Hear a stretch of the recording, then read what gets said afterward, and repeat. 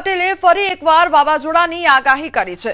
જો કે આ વખતે તેમણે આખા વર્ષની જ આગાહી એક સાથે કરી છે, જેમાં ક્યારે ઠંડી પડશે, ક્યારે ગરમી અને ક્યારે વાવાઝોડા આવશે તેની વિગતો આપી।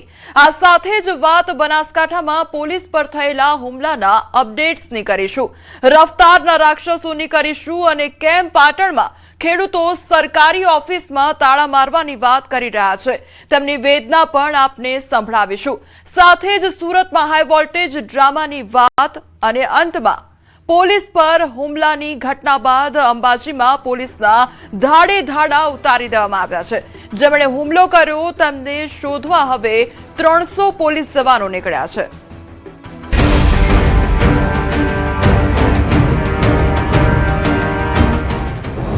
દાંતામાં પોલીસના ધાડે ધાડા, 300 થી વધુ પોલીસ, 50 થી વધુ વાહન।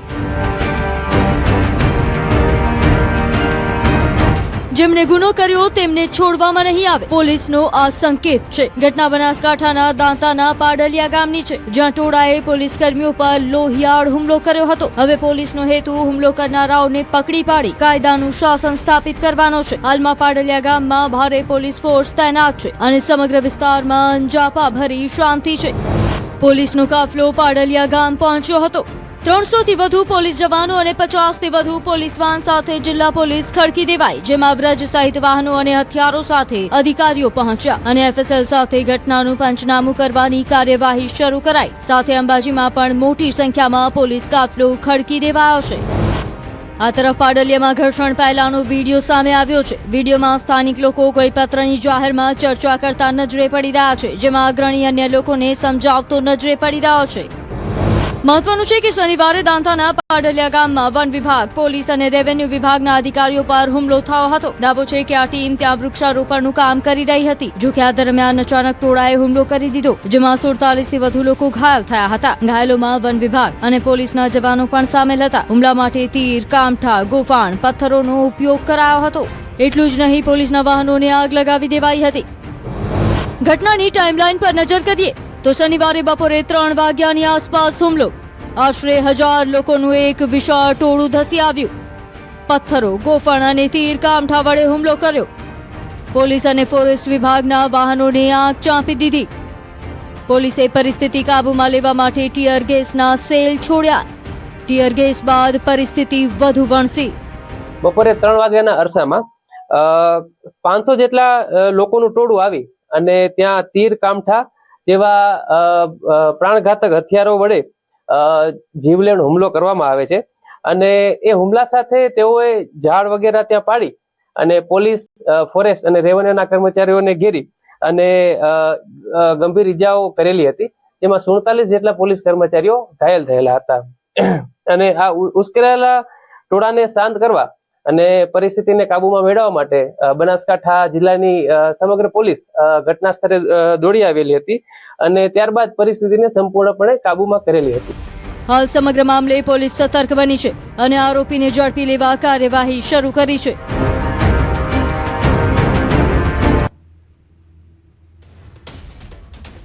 તો પાડલિયા ગામે બબાલના વિડીયો સામે આવ્યા છે। ગ્રામજનોની અટકાયત કરતા ઘર્ષણ સર્જાયું હતું।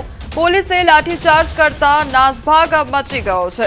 તો અંબાજીનો આ મામલો સામે આવ્યો છે કે જ્યાં ઘર્ષણ સર્જાયું હતું। પાડલિયા ગામે બબાલનો વિડીયો સામે આવ્યો છે અને વિડીયો સામે આવ્યા બાદ ગ્રામજનોની અટકાયત કરતા હવે ઘર્ષણ સર્જાયું હતું। પોલીસે લાઠીચાર્જ કરતા નાસભાગ મચી ગયો છે। તો અંબાજીના પાલોડિયા વિસ્તારના દ્રશ્યો સામે આવ્યા છે કે જ્યાં પોલીસ દ્વારા લાઠીચાર્જ કરવામાં આવ્યો હતો અને પોલીસે લાઠીચાર્જ કરતા નાસભાગ મચી ગયો હતો। તો પાડલિયા ગામે બબાલનો વિડીયો સામે આવ્યો છે અને ઘર્ષણ પણ સર્જાયું હતું। તો ગ્રામજનોની અટકાયત કરતા હજુ વધુ ઘર્ષણ સર્જાયું હતું। સંવાદદાતા મહેન્દ્ર અમારી સાથે જોડાઈ ગયા છે। મહેન્દ્ર, અત્યારે પાડલિયા ગામમાં કયા પ્રકારની પરિસ્થિતિ છે, કારણ કે ઘર્ષણ પણ સર્જાયું હતું તે પ્રકારનો વિડીયો સામે આવ્યો છે?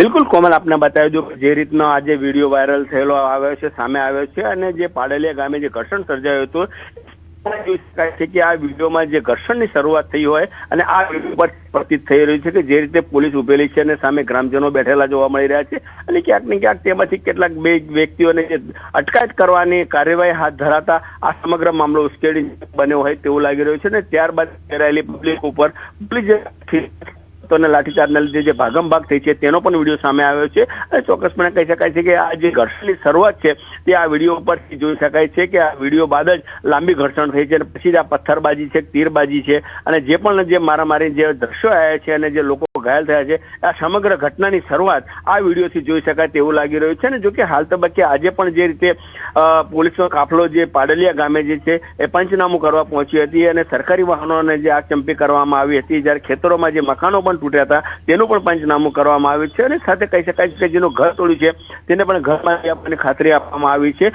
અને તેને લઈને આજે અમે આ સ્થળ ઉપર એક અજંબાભરી પરિસ્થિતિ નહીં પણ એક શાંતિભર્યું વાતાવરણ અત્રેથી આજે જોવા મળ્યું છે અને આમ લાગે છે કે હવે પોલીસ જે રીતે કાર્યવાહી કરી રહી છે અને જે 500 વ્યક્તિઓ પર રાયોટિંગનો ગુનો દાખલ કર્યો છે અને જિલ્લા કલેક્ટરે પણ શાંતિ જાળવવા માટે અપીલ કરી છે અને એસપી સાહેબે પણ એમ કહ્યું છે જિલ્લા પોલીસ વડાએ કે જે ગુનેગાર હશે તેની સામે જ કાર્યવાહી થશે અને અન્યથા કોઈને પરેશાન કરવામાં નહીં આવે એ આજની આ પંચનામાની હકીકત પરથી જાણવા મળી રહ્યું છે. કોમલ. જે મહેન્દ્ર, સમગ્ર માહિતી બદલ આપનો આભાર.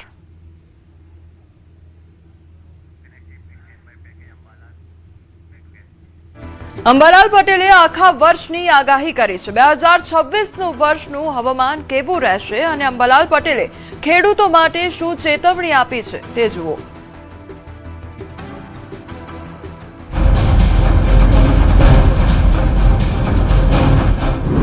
કેવું રહેશે વર્ષ 2026નું હવામાન? અંબાલાલ પટેલની એક વર્ષની આગાહી. ક્યારથી પડશે હાડથી જવતી ઠંડી? શું 2026માં થશે ચક્રવાતનો ડબલ પ્રહાર? હવામાન નિષ્ણાંત અંબાલાલ પટેલે આગામી જાન્યુઆરીથી ડિસેમ્બર 2026 સુધીના દરેક મહિનામાં ગુજરાતનું હવામાન કેવું રહેશે અને આગામી શિયાળો, ચોમાસું અને ઉનાળો કેવો રહેશે તે અંગેની આગાહી કરી છે. અંબાલાલ પટેલનું માનીએ તો આગામી જાન્યુઆરીમાં કાતિલ ઠંડી પડશે. તેમણે શક્યતા વ્યક્ત કરી છે કે 2026 જાન્યુઆરીમાં ઉત્તરીય પર્વતીય પ્રદેશોમાં હિમવર્ષા અને પવનના તોફાનો રહેશે અને તાપમાનનો પારો 8 ડિગ્રી સુધી જતો રહેશે. આ દરમિયાન ઉત્તર ગુજરાત, સૌરાષ્ટ્રમાં કાતિલ ઠંડીને વેગ મળશે. ઉત્તર ગુજરાતના બનાસકાંઠા, સાબરકાંઠા, મહેસાણા, પંચમહાલ તથા સૌરાષ્ટ્રમાં ઠંડી પડશે. જાન્યુઆરીમાં ઠંડો રહેવાની શક્યતા રહેશે. લગભગ ઉત્તરાયણ ઉપર પવનની ગતિ પણ ક્યાંક વધુ અને કંઈક અંશે સારી રહેવાની શક્યતા રહેશે. પરંતુ લગભગ આ વખતે જાન્યુઆરીમાં જ ઠંડો રહેવાની શક્યતા વધારે રહેશે. તેમણે કહ્યું કે એક પછી એક ડિસ્ટર્બન્સ આવતા રહે. ક્યારેક સવારે તો કોઈ ભાગોમાં હળવા ધુમ્મસ રહી શકે અને બેવડી ઋતુનો અનુભવ થશે. માર્ચની આગાહી. માર્ચ મહિનાની આગાહી કરતા જણાવ્યું કે માર્ચમાં બેવડી ઋતુનો અનુભવ થઈ શકે છે. ઉત્તર ગુજરાતના ભાગોમાં ધૂળકટ રહે, મધ્ય ગુજરાતના ભાગોમાં ગરમી વધુ રહી શકે તો મહત્તમ તાપમાન 36 ડિગ્રી રહેશે. માર્ચ માસમાં પણ ઓગસ્ટ રહેવાની શક્યતા રહેશે અને કેટલાક ભાગમાં મહત્તમ તાપમાન 70 ડિગ્રી, 36 ડિગ્રી તો ક્યાંક 38-39 ડિગ્રી સેલ્સિયસ જેવું થઈ જવાની શક્યતા રહે. એપ્રિલમાં ઉઠશે ધૂળની ડમરી. મેમાં ચક્રવાતનો ખતરો. અંબાલાલ પટેલનું માનીએ તો એપ્રિલ મહિનામાં મહત્તમ તાપમાન 39 ડિગ્રી થઈ જશે, જેમાં સૌરાષ્ટ્ર, ઉત્તર ગુજરાતમાં ગરમીનું પ્રમાણ વધશે, ધૂળની ડમરીઓ ઉડશે અને ગરમી અકળાવી શકે છે. દેશના ઉત્તરીય ભાગોમાં વેસ્ટર્ન ડિસ્ટર્બન્સના કારણે વાદળો જોવા મળશે. એપ્રિલ મહિનાના એન્ડમાં 43 થી 44 ડિગ્રી તાપમાન રહી શકે તો મે મહિનામાં દરિયામાં ચક્રવાતની પણ શક્યતા અંબાલાલ પટેલે વ્યક્ત કરી છે. એટલે મે માસમાં વાવાઝોડા થવાની શક્યતા રહે સમુદ્ર કિનારામાં. 17 મે બાદ દરિયો ભારે તોફાની બને અને છેક જૂન માસ સુધીમાં 25 જૂન સુધીમાં અરબી સમુદ્રમાં હલચલ જોવા મળતા ચક્રવાત થતાં તેના હળવા ચક્રવાતની અસરો પણ દક્ષિણ સૌરાષ્ટ્રના ભાગોમાં અને સૌરાષ્ટ્રના કેટલાક ભાગોમાં, દક્ષિણ ગુજરાતના કેટલાક ભાગોમાં રહી શકે. જૂનમાં 45 ડિગ્રી તાપમાન. જૂન મહિનામાં શરૂઆતના દિવસોમાં 45 ડિગ્રી તાપમાન રહેવાની શક્યતા રહેશે. જૂનમાં પણ ચક્રવાત પીછો નહીં છોડે અને અરબી સમુદ્રમાં ચક્રવાત સર્જાવાની શક્યતા રહેશે. સૌરાષ્ટ્ર, દક્ષિણ ગુજરાતના ભાગોમાં વરસાદની શક્યતા રહે તો મધ્ય અને ઉત્તર ગુજરાતમાં પણ વરસાદની શક્યતા રહેશે. 15 જૂન બાદ ચોમાસું આગળ વધે અને 28 થી 29 જૂનના રાજ્યમાં ઘણા ભાગોમાં વરસાદની શક્યતા રહેશે. જૂન માસમાં વરસાદની શક્યતા રહે અને લગભગ 8 જૂનથી પવન ફૂંકાય અને જૂન માસની શરૂઆતમાં ક્યાંક વરસાદ થયા પછી 28-29 જૂને ઘણા ભાગમાં વરસાદ થવાની શક્યતા રહે. ગુજરાત સહિત ભારત દેશમાં ઋતુ ચક્ર ઘણું મહત્વનું છે, કારણ કે ભારત દેશ કૃષિ પ્રધાન અને કૃષિ ઋતુ પર આધારિત છે, જેથી બદલાતા હવામાનની અસર કૃષિ પાક પર પણ રહેશે. રફતારના રાક્ષસો હજુ બેફામ છે. ફરી રાજ્યના 3 જિલ્લામાંથી દર્દનાક સીસીટીવી ફૂટેજ સામે આવ્યા છે.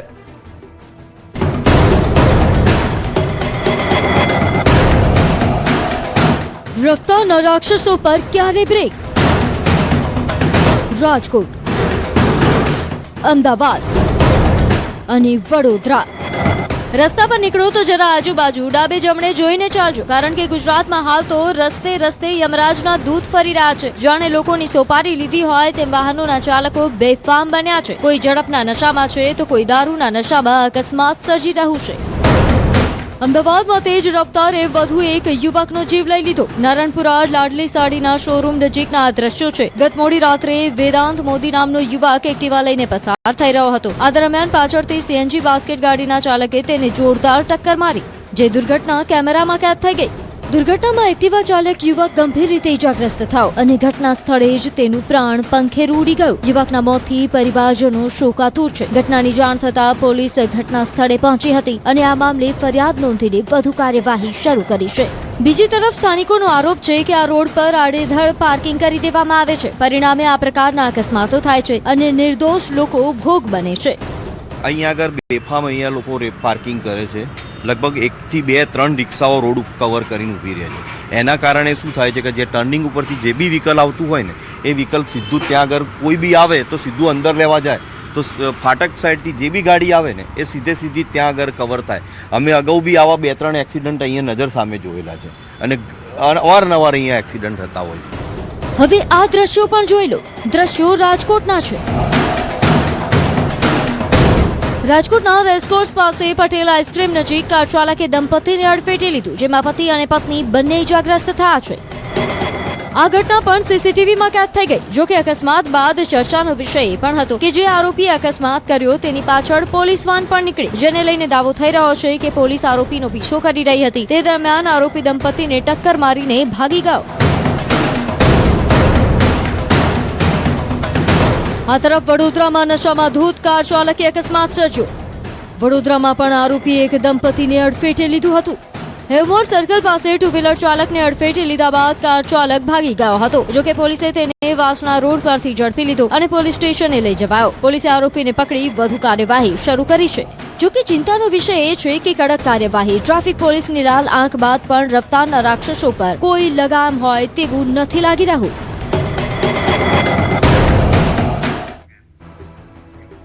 પાટણમાં ખેડૂતો સિંચાઈના પાણી માટે વલખા મારી રહ્યા છે. ખેતરની બાજુમાંથી કેનાલ પસાર થતી હોવા છતાં ખેડૂતો હેરાન પરેશાન છે.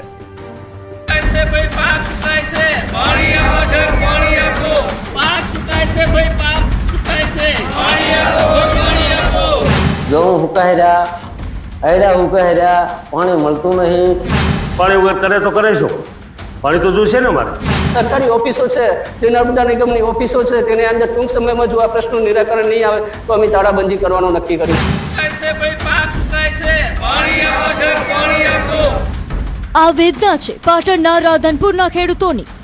પહેલા અતિવૃષ્ટિએ ખેડૂતોને રડાવ્યા, હવે પાણી વગર ખેડૂતો ત્રાહિમામ પોકારી ઉઠ્યા છે. રાધનપુર પંથકમાં અતિવૃષ્ટિમાં ખરીફ વાવેતર નિષ્ફળ બાદ ઘણી આશાઓ સાથે ખેડૂતોએ રવિ સિઝનમાં વિવિધ પાકોનું વાવેતર કર્યું. પાકોની માવજત માટે ખર્ચા કર્યા, લાઈનોમાં ઉભા રહી ખાતર મેળવ્યું, છતાં ખેડૂતોને તો સરવાળે શૂન્ય જેવી સ્થિતિ થઈ છે, કારણ કે રવિ સિઝનને 2 મહિના થવા આવ્યા છે. પાકો જમીનની બહાર નીકળી ગયા છે. હવે જ્યારે પિયતની ખાસ જરૂર છે ત્યારે જ ખેડૂતો પાણી માટે વલખા મારી રહ્યા છે. અને રાધનપુરના પ્રેમનગર ગામે પસાર તૈયાર થતી નર્મદાની માઇનોર કેનાલ હજુ સુધી કોરી ધાકોર છે. જે દ્રશ્યો બતાવવામાં આવે છે તે પ્રેમનગર ગામમાંથી પસાર થતી નર્મદાની માઇનોર કેનાલના છે. કેનાલના દ્રશ્યોમાં સ્પષ્ટપણે દેખાય છે કે કેનાલની હાલત કઈ દિશામાં જોવા મળે છે. એટલે કે કેનાલ બિસ્માર જોવા મળી રહી છે, ના તો કેનાલની સફાઈ થઈ છે. એટલે કે આ વિસ્તારના લગભગ 500 થી વધુ ખેડૂતો અને લગભગ 800 વીઘા જેટલી જમીનમાં આ કેનાલ થકી પિયત માટે પાણી મળે છે. પરંતુ ખેડૂતોનું કહેવું છે કે શિયાળાના 2 મહિના વીતી ગયા, એક બાજુ વિવિધ પાકોનું વાવેતર કરી દીધું છે, પરંતુ કેનાલમાં સમયસર પાણી ન મૂકવાના આવવાના કારણે જે વાવેતર કરેલા પાકો હતા, જેમાં તમાકુ, ચણા, રાયડો, એરંડા સહિત જે પાકો વાવેતર કર્યા હતા, ઘણી આશાઓ સાથે ઘણા ખર્ચાઓ કરીને, પરંતુ તે તમામ પાકો હાલ કેનાલમાં પાણી ન આવવાના કારણે સુકાઈ રહ્યા છે. ખેડૂતોને આશા હતી કે રવિ સિઝનમાંથી તેઓ નુકસાનીનું વળતર મેળવી લેશે અને તેમની ગાડી પાટા પર ચડી જશે, પરંતુ ખેડૂતોએ જે વિચાર્યું હતું તેનાથી બિલકુલ ઉલટું થઈ રહ્યું છે અને ખેડૂત દેવામાંથી બહાર આવવાની જગ્યાએ દેવાના ડુંગર તળે દબાઈ રહ્યો છે. જો હજુ 5-10 દિવસમાં પાણી નહીં મળે તો ખેડૂતોનો રવિ પાક સદંતર નિષ્ફળ થઈ જશે. અમદાવાદમાં આવેલું છે વીરપુર જેવું જલારામ મંદિર. અહીં સદાવ્રત ચાલે છે, અહીં અખંડ જ્યોત છે અને અહીં શ્રદ્ધાળુઓનું ઘોડાપૂર પણ છે. અહીં આવતા ભક્તોને દાવો છે કે તેમણે જે માંગ્યું તે જલારામ બાપાએ આપ્યું છે.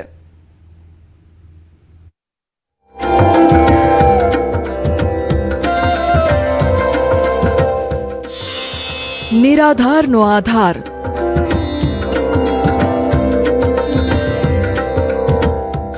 બાપાએ તો ઘણું બધું આપ્યું છે એમ કહેવાય. જે આજ કંઈ પણ છે એ બાપાના કારણે છીએ. એક સદી જૂનું મંદિર.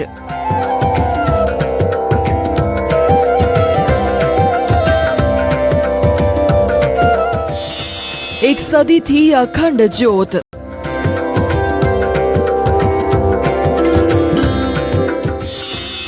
અહીં આવતો ભક્ત ક્યારેય નથી જતો ભૂખ્યો.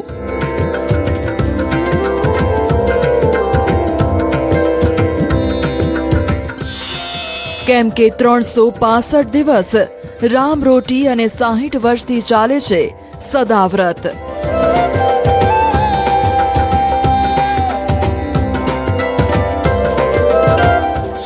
ખીચડીનો પ્રસાદ જેમ જલારામ બાપા વીરપુરમાં જેમ ખીચડીનો પ્રસાદ ચાલતો હોય છે કે ફ્રીમાં ભંડારો હોય છે, એવી રીતે આખો દિવસ અહીંયા આગળ બી ખીચડીનો ભંડારો ચાલુ જ હોય છે. જલારામ બાપા એક એવું નામ જેમનું નામ માન સાથે આજે લેવાય છે. અમદાવાદમાં આવેલા આ મંદિરમાં જલારામ બાપાની અખંડ જ્યોત ઝળહળી રહી છે. એવું કહેવાય છે કે જ્યારે આ મંદિરની સ્થાપના થઈ હતી ત્યારથી મંદિરમાં આ જ્યોત પ્રજ્વલિત કરવામાં આવી છે. ભક્તો મંદિરે અનેક દેવી દેવતાઓના દર્શન સાથે અખંડ જ્યોતના દર્શન કરે છે.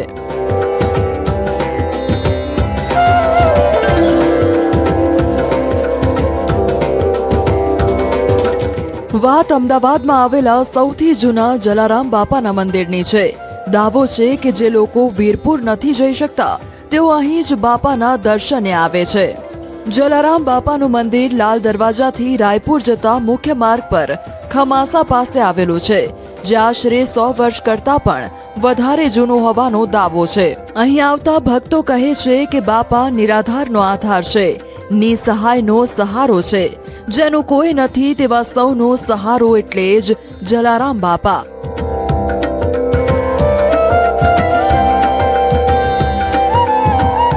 ટુકડો ત્યાં મારો હરી ઢુકડો કહેવતને સાચી પાડતા જલારામ બાપાના મંદિરે દર ગુરુવારે ભાવિક ભક્તોનું ઘોડાપુર ઉમટે છે. દૂર દૂરથી ભક્તો અહીં જલારામ બાપાના દર્શન કરવા આવે છે, જેમને જલારામ બાપાએ પરચા આપ્યા છે. ચમત્કારની વાત કરીએ તો ઘણા બધા છે જે કાઉન્ટલેસ છે, રાઈટ. પણ હા, એવું થાય કે મનની શાંતિ મળે અહીંયા આવવાથી. એવરી થર્સડે આપણને એક વાઇબ્રેશન અલગ મળે કે ના આખું વીક નીકળી જાય એનાથી, એ વાઇબ્રેશન્સથી. 5-6 યર્સથી આવીએ છીએ, રાઈટ. અહીંયા એવરી થર્સડે આવી જ્યારે સમય મળે ત્યારે અહીંયા આવીને દર્શન કરતા હોઈએ છીએ બાપાના. પાણીની આવી તકલીફ હતી બધી ઘરમાં, તો એને બી સારું થયું. મકાન થઈ ગયું, એનું ઘર લેવાઈ ગયું અને ઘરમાં સુખ શાંતિ. સાસુ બી નહોતા પૂછતા પણ એ બી સારું રાખવા લાગ્યા હવે. અને બીજી બેબી પણ આવી, એના પછી તો બહુ જ ફાયદો થયો છે એમના ઘરમાં. અને સસરાને બીમારી હતી, એ બી મટી ગઈ. એવા અનેક લોકો છે જેમને જલારામ બાપાએ ધન ધાન સુખ સંપત્તિ આપ્યા છે. એવા અનેક લોકો છે જેઓ પોતાનું દુઃખ દૂર થયું હોવાના દાવા કરે છે. કોઈએ પોતાની બહેન માટે તો કોઈએ પોતાની ભાણીના ઘર વસ્તુ જોયું છે અને તેમનું કહેવું છે કે આ બધું જ શક્ય બન્યું છે માત્ર જલારામ બાપાના પ્રતાપે. એવા અનેક લોકો જેમને જલારામ બાપાએ રોગમાંથી મુક્ત કર્યા હોય તેવા પણ દાવા કર્યા છે. હું અહીંયા રાયપુર કાપડીવાડમાંથી આવું છું. ગઈ સાલ મને મેનેટાઇટિસ થઈ ગયો તો, મગજનો તાવ આવ્યો તો, બહુ બીમાર થઈ ગઈ હતી. પછી સારું થઈ ગયું તો મેં માનતા માની હતી એટલે બાપાના ગુરુવાર ભરીશ મેં કીધું. હું અહીંયા રાયપુરથી જ ચાલતી આવી છું અને હજુ માર માનતા એટલે આમ વર્ષોથી જ હું અહીંયા ચાલતી જ આવતી હતી બાપાના ગુરુવાર ભરવા. ચાલતા આવ્યો છું. મારી બહેન માટેની મેં બાધા રાખી હતી. 5 ગુરુવાર માનતા માની હતી. 2 વર્ષ પહેલાંની 2 માનતા પૂરી કરી છે. ગુરુવાર મારો બાકી છે અને ઘણા બધા વર્ષોથી અમે આવીએ છીએ જલારામ બાપાના મંદિરે. અમને ઘણા બધા ચમત્કાર મળે. બાપાના કમાસાવાળું મંદિર વર્ષોથી છે, પરંપરાથી ચાલતું આવ્યું છે જલારામ બાપાનું મંદિર. અને ભૂખ્યા અને ભોજન આ તે બધું અમારી યથાશક્તિ અમે ભક્તિ કરતા રહીએ છીએ દર ગુરુવારે. ઘણા બધા ચમત્કાર અમારું જે મનનું ધારું થાય જ છે. ભગવાન યાદ કરીએ જલારામ બાપાને એટલે અમારું મનનું ધારું થઈ જ જાય છે. ઘણી બધા ચમત્કાર છે. એટલે જેમ મનમાં ધાર્યું કે મારે ઘરનું મકાન થઈ જાય તો હાલ જ મેં ઘરનું મકાન લીધું છે. એટલે ઘણા બધા એવા ચમત્કારો છે કે જલારામ બાપા ખરેખર હાજર જ છે એમ. જો તમે અહીં આવો તો વીરપુરના જલારામ મંદિરની જેમ સદાવ્રત ચાલે છે. ખીચડીનો પ્રસાદ જેને ખાવા માટે લોકો દૂર દૂરથી આવે છે. ગુરુવારે ખીચડીનો પ્રસાદ લઈ પોતાની ગુરુવારની માનતા પૂરી કરે છે અને આ ખીચડી એટલી સ્વાદિષ્ટ હોય છે કે ભક્તો લાઈન લગાવે છે. 365 દિવસ ચાલતી રામ રોટીની પ્રસાદીમાં પૂરી, શાક અને મિષ્ટાન પણ આપવામાં આવે છે. દર ગુરુવારે સાંજે સૂકા મેવાની ખીચડીનો પ્રસાદ આપવામાં આવે છે. જય જલારામ કરતા કરતા જ્યારે ભક્તો મંદિરમાં આવે ત્યારે મંદિરમાં સૌપ્રથમ તો જલારામ બાપાને ભોગ ધરાવવામાં આવે છે અને તે ભોગ હોય છે ખીચડીનો.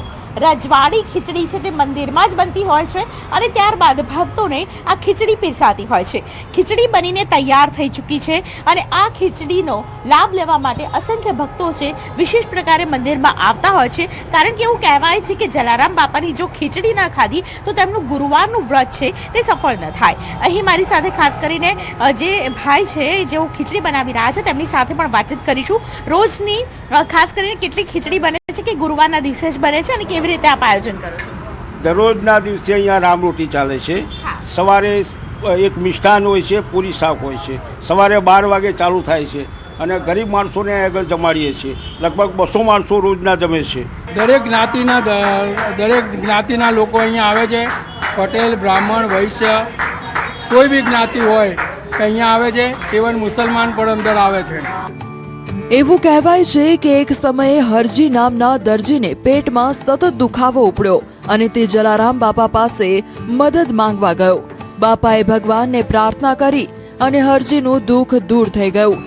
તે બાપાના પગે પડી ગયો અને તેમણે પહેલીવાર તેમનું સંબોધન જલારામ બાપા તરીકે કર્યું. ત્યાર પછી લોકો પોતાના રોગ અને દુઃખ દૂર કરવા માટે જલારામ બાપા પાસે આવવા માંડ્યા. બાપા રામ નામ લઈ તેમના માટે પ્રાર્થના કરતા અને ચમત્કાર થતા. હિન્દુ અને મુસ્લિમ બંને જલારામ બાપાના શિષ્ય બન્યા. આજે પણ શ્રદ્ધાપૂર્વક જલારામ બાપાનું ધ્યાન ધરનાર ભક્તોને તેમનો સાક્ષાત્કાર થાય છે. જલારામ બાપા સાથે વીરબાઈ માતા, રામ દરબાર, દરિયાલાલ દાદા, દશરથ દાદા, હનુમાનજી અને ગણપતિ બાપાને આ મંદિરમાં બિરાજમાન કરવામાં આવ્યા છે. આજે અહીં ખીચડીનો પ્રસાદ લેવા આવનારનો ધર્મ નથી જોવાતો. અહીં હિન્દુ મુસ્લિમ બંને ધર્મના લોકો જલારામ બાપાને માને છે.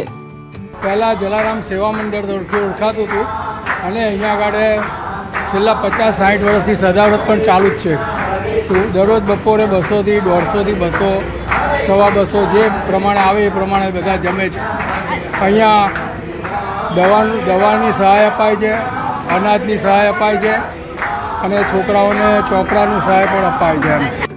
ખમાસામાં આવેલા મંદિરમાં જલારામ બાપાના વિવિધ સ્વરૂપોના દર્શન કરી શકાય છે. વર્ષો જૂના જલારામ બાપાના મંદિરને કાચથી વિશેષ ડિઝાઇન કરી શણગારવામાં આવ્યું છે, જે મંદિરની શોભામાં અભિવૃદ્ધિ કરે છે.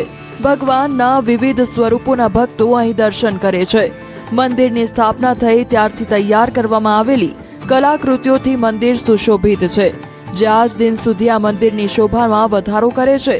વર્ષો જૂના જલારામ બાપાના મંદિરે પેઢી દર પેઢી નિયમિત દર્શને આવે છે અને તેમની બાપામાં અતૂટ શ્રદ્ધા છે. મંદિરમાં જલારામ સેવા ટ્રસ્ટ દ્વારા વિવિધ સેવાઓ કરવામાં આવે છે, જેનો હજારો ભક્તો લાભ લે છે.